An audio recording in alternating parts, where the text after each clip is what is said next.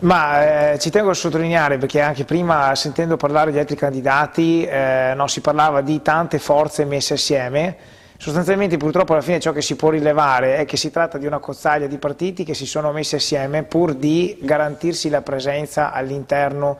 in questo caso, del Consiglio regionale, ovviamente, e che poi probabilmente si disgregherà molto facilmente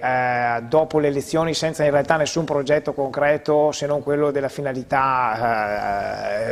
come dire, immediata di entrare in Consiglio regionale. La coalizione di centrodestra sicuramente è una coalizione magari un po' più forte da questo punto di vista, una coalizione nella quale si sta giocando un forte braccio di ferro sicuramente tra la Lega e Fratelli d'Italia, però una cosa che devo far notare è che di fatto c'è stata sostanzialmente prima della campagna elettorale una spartizione di poltrone sostanzialmente per decidere chi è il vicepresidente della regione, chi sarà il presidente della regione, chi saranno gli assessori. Di fatto è già tutto deciso. E mi viene da farvi notare che di fatto, siccome il rapporto di forza tra Lega e Fratelli d'Italia cambierà, di fatto De Stefani sarà